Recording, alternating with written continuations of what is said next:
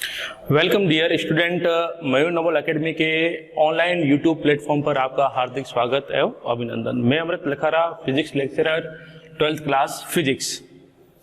जैसा कि previous video के अंदर अपना जो टॉपिक था वो रे ऑप्टिक्स के अकॉर्डिंग था, और जो चैप्टर है अपना ray optics 11th chapter important chapter था। पिछली क्लास के अंदर अपने इमेज फॉर्मेशन के बारे में पढ़ा था और उसके बारे में स्टडी भी की थी हमने कि इमेज फॉर्मेशन फॉर कॉनकेव और कॉनकेव एंड कॉन्वेक्स मिरर पढ़ा था। अगला जो अपना इंपॉर्टेंट टॉपिक है वो है relation between radius of curvature and focal length. R अपना रेडियस ऑफ कर्वेचर, एफ अपना focal length. Radius of curvature क्या है? डेफिनेशन के अंदर अपने वीडियो में देखा था कि किसी भी मिरर का जो सेंटर पॉइंट होता है सी या सेंटर ऑफ कर्वेचर होता है, वहां से उसके पोल के बीच की जो डिस्टेंस होगी वो होगी रेडियस ऑफ कर्वेचर, और उसी मिरर के फोकस पॉइंट और पोल के बीच की डिस्टेंस होगी फोकल लेंथ। अब इन दोनों के बीच का रिलेशन क्या है वो रिलेशन हमें यहाँ पर देखना है। इसके ऊपर न्यूमेरिकल बिफोर लास्ट ईयर हमारे पास आ चुका है। मतलब कहने का मतलब यदि आपने प्रीवियस ईयर के पेपर देखे होंगे तो हर 2-3 साल के अंदर इसके ऊपर एक न्यूमेरिकल आता है, या अपना ये जो शॉर्ट क्वेश्चन है वो भी आता है। ये एक शॉर्ट क्वेश्चन अपने पास है SQ, जो 2 मार्क्स का बहुत बार पूछा था, और किस्मत अच्छी तो ये 3 मार्क्स का भी पूछ सकते हैं।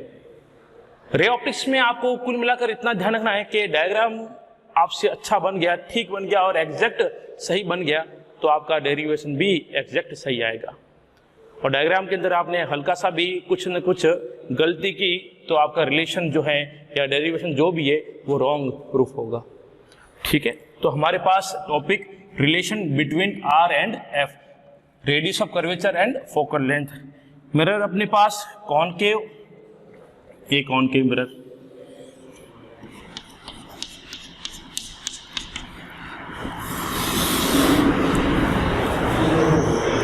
ठीक है। ये जो चीजें हैं अपने पास वो लिख देते हैं यहाँ पर पोल, ये पोल, यहाँ पर ये एफ और यहाँ पर सी। एक बात ध्यान रखना, इस चैप्टर को पढ़ने के लिए बहुत से ऐसे गोल्डन की होते हैं या शॉर्ट पॉइंट होते हैं या शॉर्ट नोट्स होते हैं, उसको आपको हमेशा लेकर चलोगे, आपका टाइम कंज्यूम हो जाएगा। बाकी ये चैप्टर अपने आप में बहुत उलझा हुआ चैप्टर है क्योंकि इसमें डायरेक्शन आ रही है ना। लेकिन कुछ चीजें ऐसी होती है वो फिक्स होती है, उसको यदि आप की बना के रखोगे तो किसी भी दिक्कत टॉपिक में नहीं आएगी। ठीक है, अब एक लाइट रे प्रिंसिपल एक्सिस के पैरेलल आ रही है। व्हेन अ लाइट रे comes from object to parallel with principal axis and incident on mirror। जब ये लाइट रे इस मिरर के ऊपर इंसिडेंट होगी तो हमें पता है कि जब भी कोई लाइट रे पैरेलल आ रही है प्रिंसिपल एक्सिस के तो हमेशा कहां से पास होगी? एफ से। एफ मतलब फोकस से। ये अब यहां पर इसका नॉर्मल, ये इंसिडेंट रे और ये रिफ्लेक्टेड रे, इंसिडेंट रे और रिफ्लेक्टेड रे के बीच में आएगा नॉर्मल। नॉर्मल हमेशा प्लेन के परपेंडिकुलर, तो ये अपना नॉर्मल।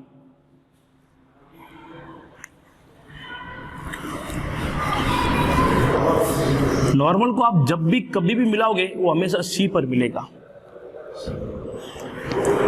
इंसिडेंट रे का नॉर्मल के साथ जो एंगल है वो एंगल बनेगा थीटा, और रिफ्लेक्टेड रे का नॉर्मल के साथ एंगल बनेगा वो भी theta, according to law of reflection. The angle of incidence और angle of reflection, this both are equal. I is equal to R, ये अपना I है और ये अपना R है, जो कि बहुत इक्वल है। ठीक है, अब एक बात और, ये एंगल अपने पास ये 2 थीटा है, तो ये एंगल भी कितना हो जाएगा? 2 थीटा। सही है, 2 पैरेलल लाइन है और ये क्रॉस लाइन है। ये एंगल टोटल 2 थीटा है तो ये भी 2 थीटा, ये थीटा है तो ये भी कितना? थीटा है। अब हम क्या करेंगे, इसका कुछ नोमेनक्लेचर, ये लाइन ए बी ले लो, इसको ए बी, बी से प्रिंसिपल एक्सिस पर एक परपेंडिकुलर ड्रॉ करेंगे तो ये कुछ ऐसा मिलेगा हमें, ये, और इसका नाम दे दिया अपन ने एम। अब एक बात ध्यान रखना, रे ऑप्टिक्स के अंदर जो ये एंगल होते हैं बहुत स्मॉल होते हैं। लेकिन आपको दिखाने के लिए हम यहाँ पर एंगल बड़े बनाते हैं, बिग साइज बनाते हैं, बाकी एंगल बहुत स्मॉल होते हैं, बहुत स्मॉल। उसके बाद ये जो मिरर अपने पास, इसका जो एपरेचर है ये भी बहुत कम होता है, इसका जो ये कर्व है वो कर्व भी बहुत कम होता है, बहुत लाइट कर्व होता है, लेकिन डायग्राम बनाने के लिए आपको कर्व हम ज्यादा दिखाते हैं यहाँ पर।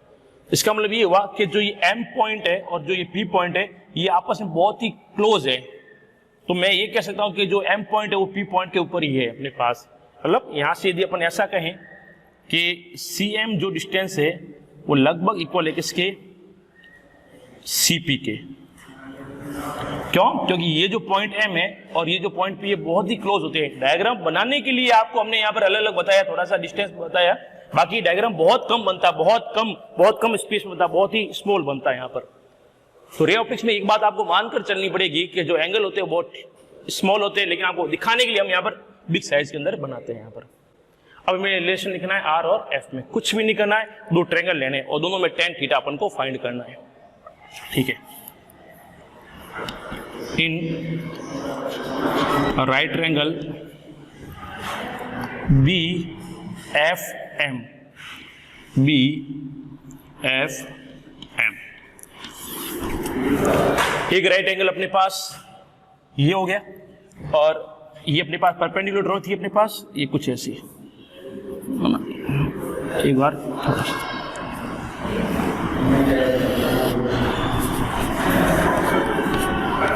ये, तो ये अपने पास एक right angle B F M, एक राइट एंगल और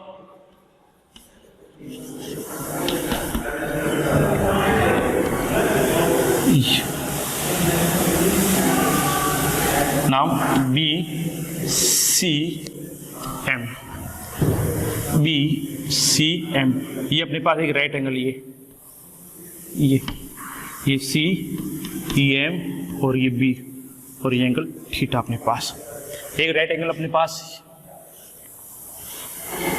ये एंगल है अपने पास 2 थीटा, ये एफ, ये एम और ये बी। अब इस राइट एंगल में tan थीटा फाइंड कीजिए, tan थीटा क्या होता है, perpendicular upon base, B F M, इसमें tan थीटा जो अपने पास है वो है tan 2 थीटा, ये tan 2 थीटा। अब इसमें परपेंडिकुलर थीटा के सामने जो लेंथ है वो परपेंडिकुलर, ये आ गया अपने पास बी एम अपॉन ये बेस अपने पास है ना, base F M. If angle is very small, 10th class के अंदर प्रॉपर्टी थी अपने पास, 11th में यदि बेसिक मैथ पढ़ा है तो उसमें पढ़ाया जाता है यदि एंगल बहुत ही स्मॉल है तो tan थीटा को थीटा लिख सकते हैं और sin थीटा को भी थीटा लिख सकते हैं और sin थीटा tan थीटा आपस में इक्वल भी होते हैं। यदि एंगल बहुत ही स्मॉल है तो tan थीटा को अपन थीटा लिख सकते हैं और यहाँ पर थीटा कितना अपना 2 थीटा है, तो tan 2 theta is equal to 2 theta. तो यहाँ से अपने पास 2 theta is equal to B M upon F M. अब जो अपना ये जो एफ एम है इसको मैं एफ पी के इक्वल लिख सकता हूँ, क्योंकि जो पॉइंट एम है और जो पॉइंट पी है आपस में क्या है, बहुत ही पास में है। तो एफ एम लगभग equal to F P, F M equal लगभग एफ पी, और ये जो डिस्टेंस है अपने पास ये है फोकल लेंथ एफ। तो यहां से अपने पास 2 theta is equal to B M upon F, एक रिलेशन आ गया। ठीक है, अब चलते हैं BCM में, BCM में, ये BCM में अपने पास यहां अपन वापस tan थीटा फाइंड करेंगे, tan theta is equal to इस वाले ट्रायंगल में ये परपेंडिकुलर जो कि अपने पास है BM अपॉन में बेस इज CM। यहां पर भी एंगल स्मॉल है, tan थीटा को अपन थीटा लिख सकते हैं फॉर स्मॉल एंगल। तो यहां अपने पास simply theta is equal to B M upon C M. अब इसी डायग्राम में जो सी एम है उसको मैं लगभग लिख सकता हूं सीपी के, और सीपी क्या है, सेंटर ऑफ कर्वेचर की पोल से डिस्टेंस, जो कि आर होती है रेडियस ऑफ कर्वेचर। तो ये अपने पास आ जाएगा आर के equal, theta is equal to B M upon R. Equation number इसको आप दे दो 1 और इक्वेशन नंबर ये 2। तो ये इक्वेशन 1 और ये इक्वेशन अपने पास 2। इक्वेशन 2 से थीटा की जो वैल्यू इक्वेशन 1 में थीटा की जगह रखेंगे तो हमारे पास कुछ ऐसा मिल जाएगा, 2 theta is equal to B M upon F है, थीटा अपने पास आ जाएगा वहां से बाई इक्वेशन 1 एंड 2। थीटा की जगह लिख देंगे हम B M upon R, B M upon R is equal to B M upon F. B M से बी एम कैंसिल हो गया, आर यहां पर भेजो, एफ को यहां पर भेज लो, तो 2f is equal to R, ये लिख दो, या f is equal to R by 2। ये रिलेशन, इसका मतलब ये है कि किसी भी मिरर की जो फोकल लेंथ होती है वो रेडियस ऑफ कर्वेचर की हाफ होती है। यदि सपोज कीजिए आपके पास रेडियस ऑफ कर्वेचर 10 सेंटीमीटर दिया हुआ है तो उसका फोकल लेंथ हो जाएगा बाई 2 करके 5 सेंटीमीटर। लेकिन जब आप फॉर्मूला लगाओगे न्यूमेरिकल क्वेश्चन में तो इस बात का आपको ध्यान रखना है कि ये फोकल लेंथ या रेडियस ऑफ कर्वेचर कौन से लेंस की, यहाँ पर कौन से मिरर की आपको दी गई है।